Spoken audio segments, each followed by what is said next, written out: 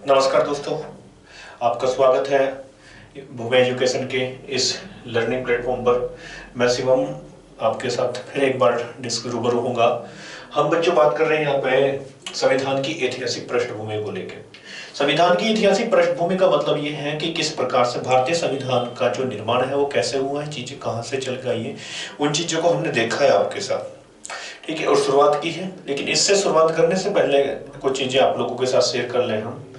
अभी यदि हमारी किसी प्रकार की कोई समस्या है, अगर कोई चीजें आपको क्लियर नहीं हो पाती तो प्लीज अभी आप कमेंट में लिख के बता सकते हैं, ठीक है। और दूसरा क्या है, जिन बच्चों ने अभी चैनल को सब्सक्राइब नहीं किया तो प्लीज वो चैनल को पहले सब्सक्राइब कर दे, ताकि इस प्रकार की वीडियो का नोटिफिकेशन आपको साथ साथ मिलता रहे, ठीक है।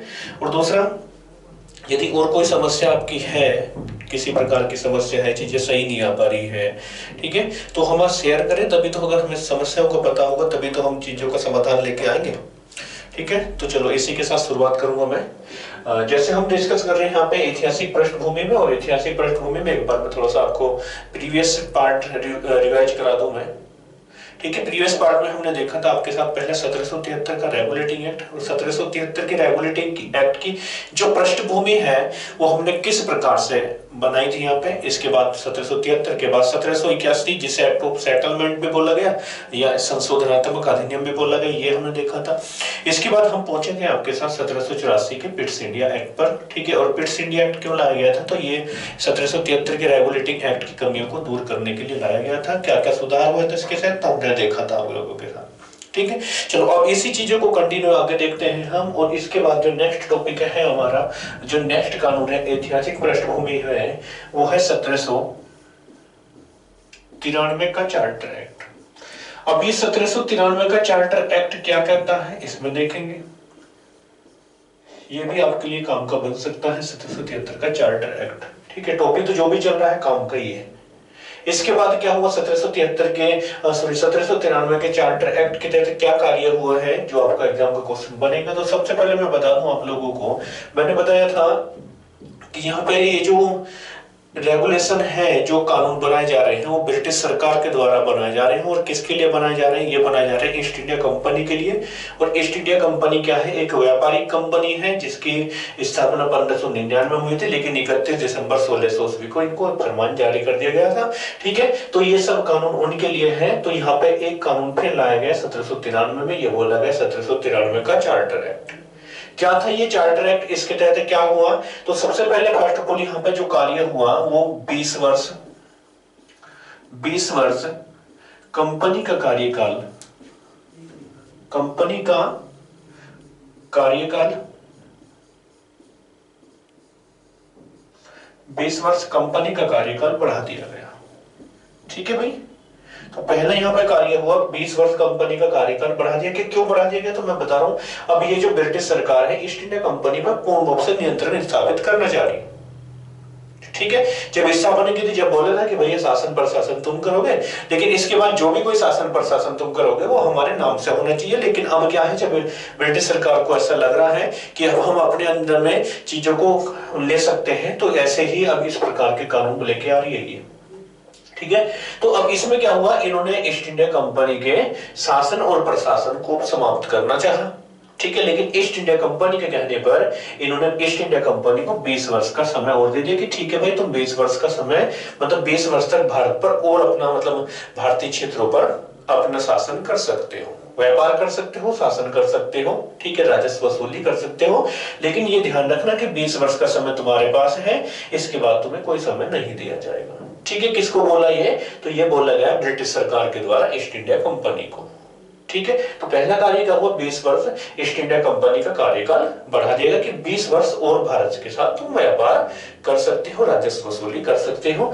और लेकिन इन्होंने एक कंडीशन रख दी, और कंडीशन क्या रख दी कि जो तुम 20 वर्ष का ये समय दिया जा रहा ना, तो ये समय तो तुम, ये तो व्यापार तो करो, शासन तो करो, लेकिन क्या करना पड़ेगा तुम्हें, जो बोर्ड ऑफ कंट्रोलर है, बोर्ड ऑफ कंट्रोलर, जो बोर्ड ऑफ कंट्रोलर है,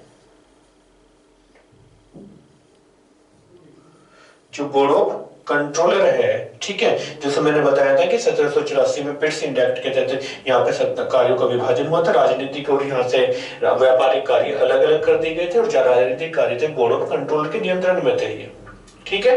तो बोर्ड ऑफ कंट्रोल में कितने सदस्य थे, ये मैंने बता दिया कि 6 सदस्य थे और 6 के 6 सदस्य नियुक्त किए जाते थे, किसके द्वारा, ब्रिटिश सम्राट के द्वारा या ब्रिटिश राजा रानी के द्वारा, ठीक है। तो ये बोला गया कि 20 वर्ष का समय है तुम्हारे पास, 20 वर्ष व्यापार कर सकते हो, भारत में शासन प्रशासन कर सकते हो, लेकिन कंडीशन एक होगी कि जो बोर्ड ऑफ कंट्रोलर के सदस्य हैं इनका जो वेतन है, इनका जो वेतन है, ठीक है, इनको जो सैलरी मिलने वाली है, इनका वेतन कहां से देना पड़ेगा, भारत के राजस्व से, भारत के राजस्व से, भारत के राजस्व से क्या देना पड़ेगा, वेतन, ठीक है भाई। इतना क्लियर हो गया आप लोगों के। तो 20 वर्ष काम कार्य बढ़ा दिया और दूसरा यहाँ पे क्या बोला गया कि बोर्ड ऑफ कंट्रोलर में जो सदस्य हैं, बोर्ड ऑफ कंट्रोलर नियंत्रक मंडल जिसे बोला गया, ठीक है, इसमें कुल सदस्य कितने थे, 6 थे। तो इनका वेतन कहां से जाना चाहिए, तो ये जाएगा भारत के राजस्व से, और जो वेतन देगी वो कौन देगी, ईस्ट इंडिया कंपनी देगी, ठीक है। तो ये अधिकार है, मतलब ये कार्य तुम कर लो, बाकी 20 वर्ष के लिए शासन कर सकते हो, ब्रिटिश सरकार ने बोल दिया किसको, ईस्ट इंडिया कंपनी को, ठीक है। तो यहां तक तो कोई डाउट आपका नहीं होना चाहिए। अब इसके साथ नेक्स्ट कार्य पे चलता हूं आगे, ठीक है। इसके साथ एक कार्य और हुआ था, ठीक है। नेक्स्ट कार्य क्या हुआ था, तो देख लो उसको भी आप। नेक्स्ट कार्य क्या हुआ था इसके तहत, तो यहां पे नेक्स्ट कार्य क्या हुआ था, तो देखो इसको भी मेरे साथ डिस्कस करो आप। 1793 के एक्ट के द्वारा, 1793 के एक्ट के द्वारा, एक्ट का मतलब है अधिनियम, अधिनियम द्वारा, एक्ट द्वारा 3 नगर निगम स्थापित किए गए, 3 नगर निगम स्थापित किए गए, स्थापित की गई। काम का क्वेश्चन बनेगा, इस बार मैं बात करूं 2021 में जो पीसीएस हुआ है अभी 24 अक्टूबर को, यहां से क्वेश्चन था, लेकिन किस प्रकार से तो मैं बता रहा हूं आपको। 3 नगर निगम कौन कौन से स्थापित की गई, तो एक बार यहां पे देखो मेरे साथ, बंबई, बंबई, मद्रास एवं मद्रास के साथ साथ नेक्स्ट यहां पे जो नगर निगम बना वो कहां पे था, कलकत्ता में, कलकत्ता में, ठीक है। तो यहां से क्वेश्चन आपका बनेगा, क्वेश्चन क्या आएगा कि भारत में बनने वाला जो पहला नगर निगम था उसको लेकर तुमसे डिस्कस करेगा। तो ये जो नगर 1793 का एक्ट आया, तो नगर निगम एक्ट भी इसको कहा जा सकता है, नगर निगम भी इसके द्वारा बनाए गए थे, ठीक है। लेकिन ये नगर निगम बने कब है, तो ये बने हैं 1794 में, 1994, 1794 में नगर निगम बनाए गए थे। पर इसके साथ एक चीज और देखो, यहाँ पे क्वेश्चन आया इस बार पीसीएस में, क्वेश्चन क्या पूछा था पीसीएस ने, क्वेश्चन पूछा कि भारत में बनने वाला पहला नगर निगम कौन सा था, ठीक है, पहला नगर निगम कौन सा था। तो भारत में जो पहला नगर निगम बना था, इनसे भी पहले की मैं बात कर रहा हूं, तो पहला नगर निगम बना था 1687 में, 1687 में बना था। और कहां पे बना था, ये बना था मद्रास में, 1687 मद्रास में नगर निगम बना। लेकिन 1794 के तहत जो नगर निगम बने उनकी संख्या कितनी थी, कुल 3, ठीक है। तो यहां तक चीजें आपको क्लियर है, किसी प्रकार का कोई डाउट नहीं होना चाहिए आप लोगों को। तो ये कुछ कार्य हुए हैं किसके तहत, तो एक बार देख लो। पहले मैंने आपको बता दिया कि पहला जो कार्य यहाँ पे हुआ था वो कौन सा था, तो ये 2 कार्य हुए थे। और इसके बाद जो नेक्स्ट कार्य हुआ, तीसरा कार्य, वो कार्य कौन सा था, तो ये कार्य थे। तो ये कुल कार्य हुए किसमें, 1793 के एक्ट के द्वारा, ठीक है। तो यहाँ तक कोई समस्या आप लोगों के साथ नहीं होनी चाहिए। यदि किसी प्रकार की समस्या है तो आप लोग या तो डिस्क्रिप्शन में दिए हुए नंबर पर कॉल कर सकते हैं या फिर कमेंट के माध्यम से कंफर्म कर सकते हैं चीजों को, ठीक है। चलो भाई आगे बढ़ते हैं, इसी के साथ आगे बढ़ेंगे हम। नेक्स्ट आगे हम बढ़ेंगे तो देखेंगे इसके बाद कौन सा एक्ट फिर आया होगा। तो इसके बाद जो एक्ट आया वो कौन सा एक्ट था, तो उसको लेकर डिस्कस कर लें, क्योंकि यहाँ से तो आपके क्वेश्चन बनने स्वाभाविक है। कोई भी एग्जाम हो तो यहाँ से तो एक क्वेश्चन निश्चित आना ही आना है, ठीक है। तो इसके बाद 1793 के बाद फिर परिवर्तन हुआ, और परिवर्तन के साथ ही नेक्स्ट अधिनियम आ गया। और नेक्स्ट अधिनियम आया तो ये क्या बोला गया, चार्टर एक्ट, चार्टर एक्ट, ठीक है। तो कौन सा था ये, 1813 का चार्टर एक्ट, ठीक है। अब इस 1813 के चार्टर एक्ट के पीछे कुछ ना कुछ कहानी को हमें समझना पड़ेगा, ठीक है, क्यों लाया गया। तो सबसे पहले तो ये समझ लो कि ये एकाधिकार को समाप्त करने वाला एक्ट था। एक्ट का मतलब कानून था। एकाधिकार, एकाधिकार को समाप्त करना, ठीक है। यहां से क्वेश्चन बनेगा आपका। तो मैंने बताया कि जो 1813 में ब्रिटिश सरकार कानून लेके आई है ईस्ट इंडिया कंपनी के लिए, तो ये किसके लिए थे? एकाधिकार को समाप्त करना था। एकाधिकार का मतलब क्या है? मोनोपोली, कि मोनोपोली को पूर्ण रूप से समाप्त कर देंगे। किसकी मोनोपोली को समाप्त कर देंगे? ईस्ट इंडिया कंपनी की।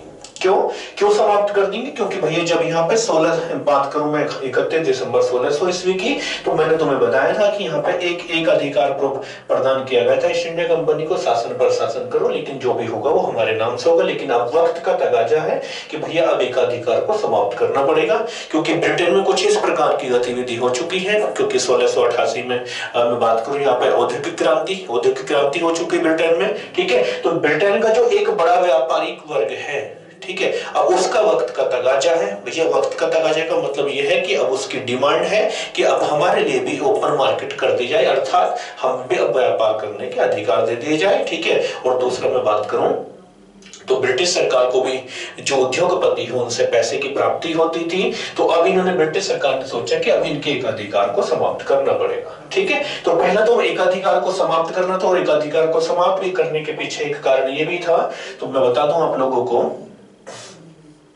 ठीक है। तो ये हो गया हमें। और दूसरा यहाँ पे फ्रांस, ठीक है, फ्रांस में कुछ इस प्रकार की घटनाएं घटित हुई कि जिन्होंने ब्रिटेन के जो व्यापारिक मार्ग थे उनको बंद कर दिया, ठीक है, ब्रिटेन के व्यापारिक मार्गों को बंद कर दिया था। तो जिस कारण से ये एक्ट आया था, तो बता देंगे, है ना। तो पहला क्वेश्चन बनेगा आपका कि कौन सा अधिनियम था जो ईस्ट इंडिया कंपनी के एकाधिकार को समाप्त करने के लिए लाया गया था? तो वो अधिनियम कौन सा हो गया? 1813 का चार्टर एक्ट। यहां तक क्लियर है, ठीक है। तो अब देखें इसके साथ क्या कार्य हुए, ठीक है, क्या क्या कार्य हुए। तो जब एकाधिकार को समाप्त करना था, ठीक है, तो अब यहां से इन्होंने ईस्ट इंडिया कंपनी ने फिर बोला ब्रिटिश सरकार की कि अभी कुछ समय और दिया जाए, ठीक है। तो यहां पे फिर दोबारा से कार्य हुआ कि इनका कार्यकाल 20 वर्ष के लिए फिर बढ़ा दिया जाएगा। 20 वर्ष कार्यकाल बढ़ा दिया गया। 20 वर्ष कार्यकाल बढ़ा दिया गया। किसका कार्यकाल बढ़ा दिया गया? तो ये ईस्ट इंडिया कंपनी का कार्यकाल 20 वर्ष के लिए फिर बढ़ा दिया गया। कार्यकाल बढ़ाया गया, ठीक है। लेकिन कुछ कंडीशन फिर रख दी यहाँ पे कि भैया ठीक है कार्यकाल तुम्हारा बनाते हैं, लेकिन यहाँ पे अब तुम्हारे कुछ चीजों को तुम्हें सीमित करना पड़ेगा, ठीक है। और सीमित क्या है कि पहली कंडीशन तो यह है कि जो तुम्हारा व्यापार पर एकाधिकार है वो तो अब समाप्त होना निश्चित है, क्योंकि वक्त की मांग है, और वक्त की मांग के अकॉर्डिंग अगर नहीं चलेंगे तो इससे विभिन्न प्रकार की समस्याएं आ सकती है, ठीक है। तो यहाँ पे एकाधिकार तो समाप्त कर दिया कि अब एकाधिकार समाप्त होता है तुम्हारा, लेकिन इसके साथ कुछ व्यापार तुम्हारा ऐसा है कि वो तुम्हारे पे एकाधिकार बना रहेगा। जैसे मैं बात करूं चीन के साथ चाय का व्यापार,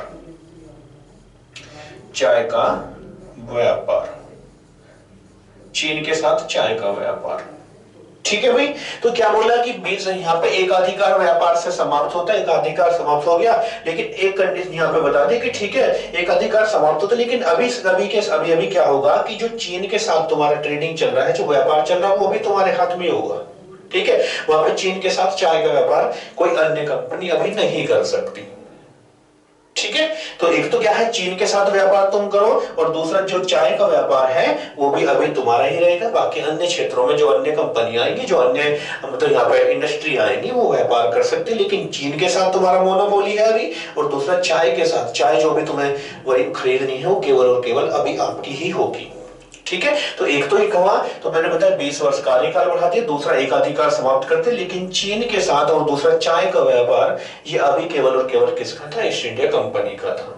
ये कार्य हुआ। अब इसके साथ आगे बढ़ो, नेक्स्ट कार्य क्या हुआ? आगे आओ उसके साथ, ठीक है। इसके बाद अगर आगे आए हम तो नेक्स्ट कार्य क्या हुआ? नेक्स्ट कार्य की मैं बात करूं तो यहाँ पे जो नेक्स्ट कार्य हुआ, दूसरा लिख दो मैं पॉइंट नोट करके।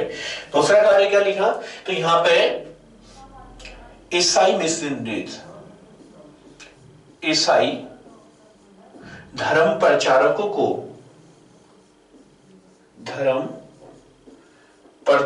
को ईसाई धर्म प्रचारकों को भारत बुलाया गया। ईसाई धर्म प्रचारकों को भारत बुलाया गया।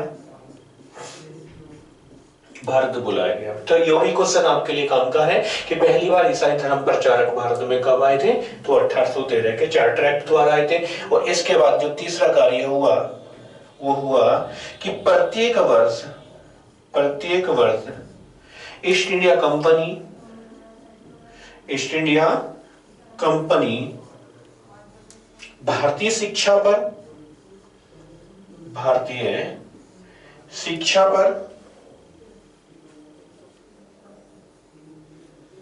1 लाख रुपए खर्च करेगी। 1 लाख रुपए खर्च करेगी।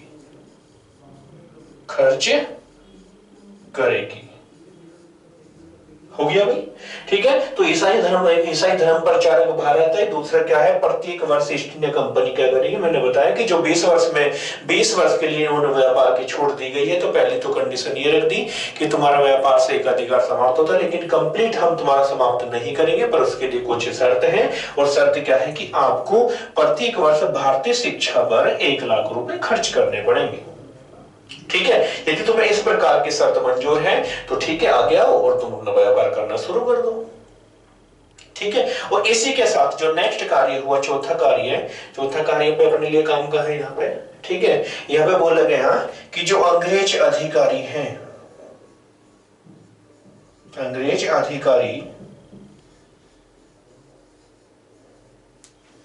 एवं इंजीनियर, ठीक है, अंग्रेज अधिकारी एवं इंजीनियर भारत आ जा सकते हैं। ठीक है, अंग्रेज अधिकारी और इंजीनियर भारत आ जा सकते हैं। ठीक है, लेकिन आने के लिए उन्हें क्या करना पड़ेगा? पहले बोर्ड ऑफ कंट्रोलर से या नियंत्रक मंडल से पहले स्वीकृति लेनी पड़ेगी।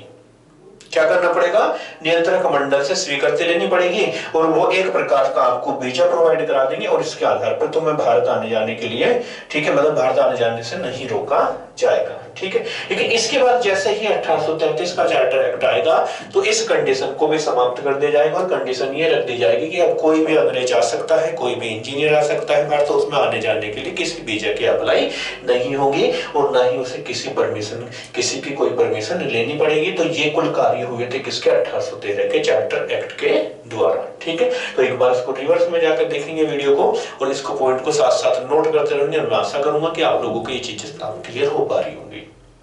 ठीक है, जो भी आपका एग्जाम है भविष्य में, तो ये आपके लिए बहुत ही कारगर सिद्ध होने वाला टॉपिक है। चलो अब इसके बाद आगे बढ़ो नेक्स्ट। तो हमने देखा इसमें कितने कार्य हुए, कौन से कार्य हुए, तो वो देख लिया हमने। अब इसके बाद जो नेक्स्ट टॉपिक नेक्स्ट आया यहाँ पे, नेक्स्ट अधिनियम कौन सा था? 1813 के बाद, तो 1813 के बाद नेक्स्ट अधिनियम की बात करूं तो नेक्स्ट अधिनियम कौन सा आया 1813 के बाद? तो 1813 के 20 वर्ष बाद, क्योंकि बताया गया था 20 वर्ष कार्यकाल बढ़ाया गया, तो ब्रिटिश सरकार को फिर कानून बनाना था, तो फिर ब्रिटिश सरकार ने फिर कानून बना दिया, और ये कहलाया 1833 का अधिनियम। ये क्या कहलाया? 1833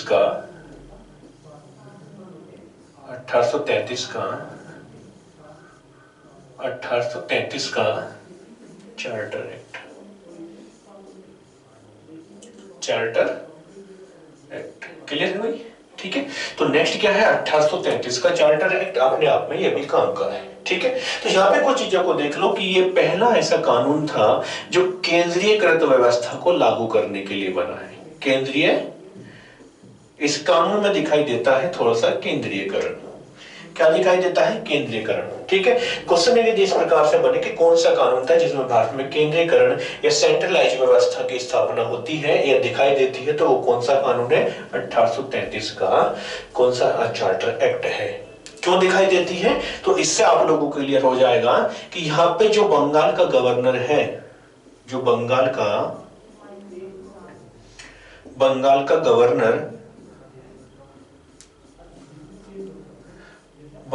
गवर्नर अब भारत का बंगाल का गवर्नर जनरल, सॉरी, बंगाल का गवर्नर जनरल, गवर्नर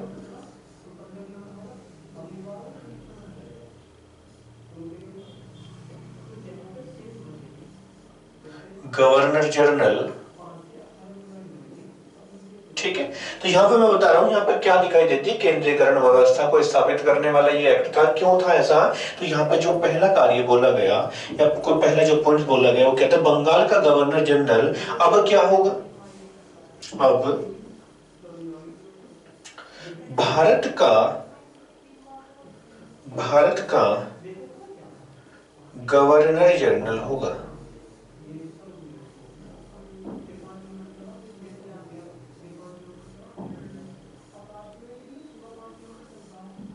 ठीक है, ये क्या है ये, अब जो क्या होगा, बंगाल का जो गवर्नर जनरल है अब वो क्या होगा, भारत का गवर्नर जनरल होगा। ठीक है, तो इससे कहने का मतलब ये है कि जो पूरी शक्ति है वो किसके अधीन आ गई, गवर्नर जनरल के अधीन आ गई। पहले छोटे छोटे गवर्नर हुआ करते थे, अब पूरे बंगाल के गवर्नर को भारत का ही गवर्नर जनरल बना दिया। और इस प्रकार से बनने वाला ये जो पहला पद प्राप्त होता है ये किसको होता है, लॉर्ड विलियम बेंटिक को, लॉर्ड विलियम बेंटिक को,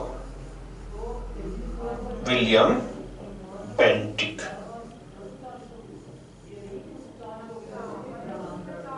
ठीक है भाई, तो यहां से ध्यान से देखेंगे चीजों को। मैं बता रहा हूं क्वेश्चन कैसे बन सकता है। क्वेश्चन यदि बने कि बंगाल का अंतिम गवर्नर जनरल कौन था, तो अंतिम गवर्नर जनरल भी लॉर्ड विलियम बेंटिक की होगा। दूसरा यदि क्वेश्चन पूछे कि भारत का पहला गवर्नर जनरल कौन बना था, तो वो कौन बना था, लॉर्ड विलियम बेंटिक। ठीक है भाई, हो गई यहाँ पे। चले, तो यही केंद्रीकृत व्यवस्था की शुरुआत यहाँ पे हमें दिखाई देगी। ठीक है, जो कहां से हो रही है, 1833 के चार्टर एक्ट से हो गया। तो पहला ये कार्य यहाँ पे हुआ। अब इसके बाद आगे बोलो, नेक्स्ट कार्य क्या हुआ यहाँ पे। तो पहला कार्य तुमने देखा कि केंद्रीकरण व्यवस्था को लागू करने वाला था पहला ये 1833 का चार्टर एक्ट। क्यों था, तो ये कारण से ही तो मैंने आपको डिफाइन कर दिया। अब आगे आ जाओ, आगे आओ नेक्स्ट। ठीक है, नेक्स्ट देखिए, नेक्स्ट कार्य क्या हुआ इसके साथ, सेकंड कार्य लिख देंगे यहाँ पे हम। सेकंड कार्य की बात करूं तो यहाँ पे सेकंड कार्य क्या हुआ, तो यहाँ पे सती प्रथा, सती प्रथा। ठीक है भाई, सती प्रथा का तो अंत कर दिया गया था, क्योंकि आप लोगों को थोड़ा सा पता होना चाहिए, यदि आप लोगों को इतिहास का थोड़ा सा पता है तो आपको पता होना चाहिए कि 1828 में लॉर्ड विलियम बेंटिक ने राजा राम मोहन राय के प्रयासों से, ठीक है, राजा राम मोहन राय के प्रयासों से यहाँ पे 1828 में सती प्रथा के लिए पहली बार समाप्ति की बात की गई थी। ठीक है, पहली बार समाप्ति की बात की गई थी। तो इस अधिनियम के द्वारा ये भी, इसमें भी कानून बनाया गया। और दूसरा यहाँ पे दास प्रथा, दास प्रथा। सेकंड क्या है, दास प्रथा। ठीक है, दास प्रथा को समाप्त कर देगा। लेकिन अगर बात करो पूर्ण रूप से दास प्रथा कब समाप्त हुई है, पूर्ण रूप से दास प्रथा कब समाप्त हुई, पूर्ण रूप से समाप्त, यदि कोई पूछे कि पूर्ण रूप से दास प्रथा समाप्त कब हुई, तो ये हुई थी 1843 में। ठीक है, 1843 में पूर्ण रूप से दास प्रथा समाप्त हुई है। लेकिन ये अधिनियम लाया कब गया था, 1833 के द्वारा दास प्रथा को समाप्त करने के लिए हो गया। और ये भी अगर पूछे कि किसके समय में यहाँ पे दास प्रथा समाप्त हुई है, तो आप लोगों ने गवर्नर जनरल का नाम सुना होगा जिसका नाम था एलन बोरो, एलन बोरो। तो एलन बोरो के द्वारा ये दास प्रथा को पूर्ण रूप से प्रतिबंधित कर दिया जाएगा, समाप्त कर दिया जाएगा। कब, 1843 में। लेकिन ये एक्ट कब बना था, 1833 में। ठीक है, चलो इसके बाद नेक्स्ट कार्य क्या हुआ यहाँ पे, नेक्स्ट कार्य देखो, नेक्स्ट कार्य क्या हुआ। इसके बाद तीसरे कार्य की मैं बात करूं तो तीसरा यहाँ पे कार्य क्या हुआ, तीसरा कार्य कौन सा था, तो गवर्नर जनरल की परिषद में, गवर्नर जनरल की परिषद में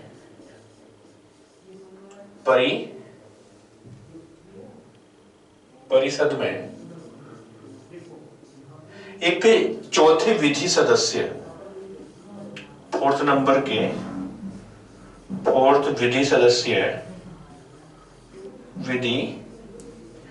सदस्य की नियुक्ति,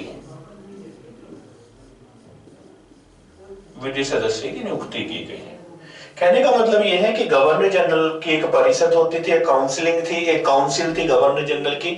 तो उस गवर्नर जनरल की काउंसिल में एक विधि सदस्य को नियुक्त किया गया। विधि सदस्य का मतलब यह है कि कानूनी सलाह देने के लिए एक सदस्य नियुक्त कर दिया गया। तो यह क्वेश्चन आया हुआ क्वेश्चन है प्रीवियस एग्जाम में कि गवर्नर जनरल की परिषद में एक कानूनी सदस्य या विधि सदस्य की नियुक्त कब किया गया था? तो कौन सा था? 1833 का चार्टर एक्ट। और इस प्रकार के सदस्य के रूप में नियुक्त होने वाले जो पहले व्यक्ति थे, वो पहले व्यक्ति कौन थे? Lord Macaulay. Lord Macaulay, Lord Macaulay पहले ऐसे सदस्य हैं, ठीक है, जो गवर्नर जनरल की परिषद में एक विधि सदस्य के रूप में नियुक्त किए गए। लेकिन इसके बाद जो आगे एक्ट आएगा 1853 का, उस अधिनियम के द्वारा क्या कर दिया जाएगा? उस अधिनियम के द्वारा इस सदस्य को, ठीक है, परमानेंट सदस्य के रूप में शामिल कर लिया जाएगा।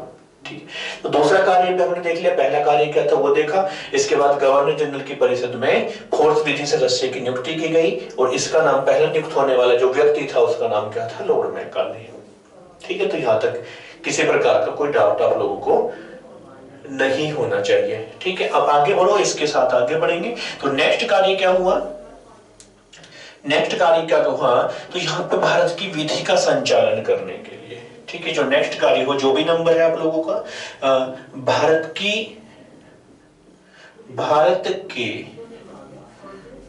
कानून का सैद्धांतिक संचालन के लिए, कानून का सैद्धांतिक संचालन, सैद्धांतिक संचालन, सैद्धांतिक संचालन करने के लिए विधि आयोग का गठन किया गया।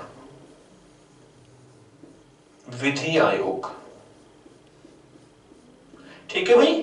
तो भारत के कानून का सैद्धांतिक संचालन करने के लिए एक विधि आयोग का गठन भी हो गया। और इस विधि आयोग के जो अध्यक्ष बने, पहले विधि आयोग के जो फर्स्ट अध्यक्ष बने वो कौन बने? Lord Macaulay. लॉर्ड मैकाले, ठीक है। तो ध्यान रखने वाला पॉइंट है ये, मैं इधर लिख दूं, यहाँ पे चल नहीं पा रहा है, लॉर्ड मैकाले,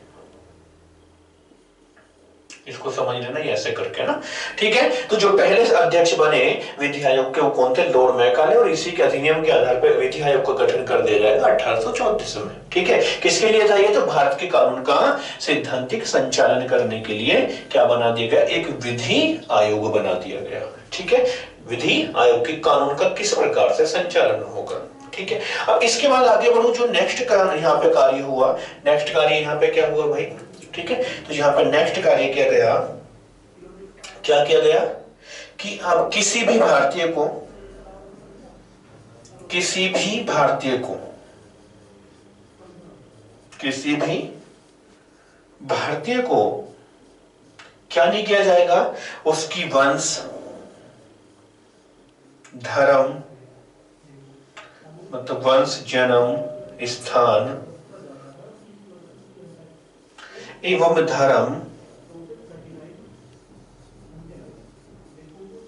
के आधार पर किसी पद से पदच्युत नहीं किया जाएगा, नहीं किया जाएगा, ठीक है भाई। तो कहने का मतलब यह है कि इस अधिनियम के द्वारा एक और काम कर दिया गया कि अब किसी भी भारतीय को, ठीक है, पहले क्या होता था? वंश के आधार पर, जन्म स्थान के आधार पर एवं धर्म के आधार पर, ठीक है। जब मैं बात करूं तो ब्रिटिश सरकार का जो भी उपनिवेश क्षेत्र है वो कोई भी देश हो सकता है जहां जहां पर ब्रिटेन सरकार का शासन था। तो अब क्या करते हैं कि किसी भी भारतीय को, चाहे वो किसी भी वंश का है, किसी भी जन्म स्थान का है, धर्म का है, अब उसको किसी पद से नहीं हटाया जाएगा। किसके आधार पर? इन सब के आधार पर। तो यह भी कानून आया गया था 1833 के अधिनियम के द्वारा। अब इसके साथ आगे बढ़ो और इसके साथ नेक्स्ट कार्य क्या हुआ तो उस चीजों को भी हम देख लें, ठीक है। तो कौन से काम हुए साथ साथ नोट करते जाओ आप लोग, कौन कौन से कार्य हो रहे, ठीक है। नेक्स्ट यहाँ पे हुआ, अब अंग्रेज अधिकारियों को को, ठीक है, बिना अनुमति के, बिना आज्ञा पत्र के भारत आने की परमिशन दे दी गई, भारत आने की अनुमति दे दी गई। ठीक है, तो मैंने बताया था कि इससे पहले जो अपना अधिनियम था 1813 का, उसमें क्या था कि अंग्रेज और इंजीनियर आ सकते हैं, लेकिन पहले गवर्नर जनरल की काउंसिल से पहले परमिशन लेनी पड़ेगी। लेकिन अब क्या कहते हैं कि अब कोई भी अंग्रेज अधिकारी आ सकता है, ठीक है, लेकिन अब उससे किसी आज्ञा की भी आवश्यकता नहीं होगी। और इसके साथ एक इंपोर्टेंट कार्य और सुनो, यहाँ पे क्या हुआ, अब तक जो ईस्ट इंडिया कंपनी का चीन के साथ चाय का व्यापार था, तो उस व्यापार को भी समाप्त कर दिया। अर्थात ईस्ट इंडिया कंपनी का व्यापार से पूर्ण रूप से प्रतिबंध, व्यापार पर, ईस्ट इंडिया कंपनी का व्यापार पर पूर्ण प्रतिबंध स्थापित कर दिया। कहने का मतलब यह है कि अब कोई भी ब्रिटिश कंपनी आ सकती है और भारतीय क्षेत्रों में व्यापार कर सकती है। अब कंप्लीट प्रतिबंध है, ठीक है, अब कोई यहाँ पे छोड़ पर्दा नहीं है। अब ईस्ट इंडिया कंपनी भी व्यापार करे, लेकिन साथ ही साथ यहाँ पे ऐसा कुछ नहीं होगा कि स्पेशल इस क्षेत्र के लिए ईस्ट इंडिया कंपनी ही व्यापार करेगी, ऐसा कुछ नहीं है। अब समाप्त कर दिया पूर्ण रूप से, ठीक है, कि अब कोई भी कंपनी हो व्यापार करो, ठीक है। इसके बाद आगे बढ़ो, नेक्स्ट यहाँ पे एक कार्य और इंपोर्टेंट है, ठीक है, वो कार्य हुआ, वो क्या था, अब गवर्नर जनरल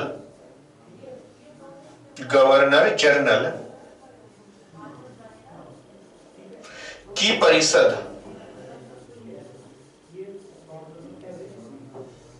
को पूरे देश के लिए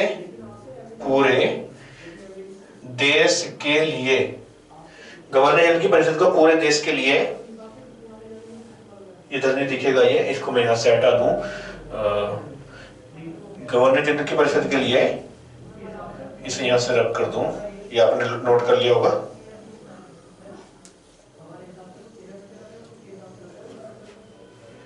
चलो भाई, ठीक है, तो मैं लास्ट में क्या बता रहा था कि यहां पे क्या हुआ, गवर्नर जनरल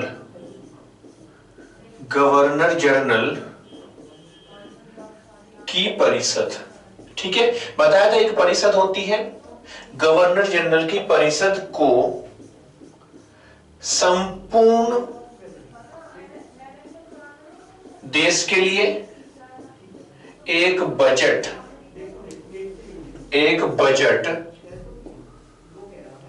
बनाने का अधिकार मिल गया, एक बजट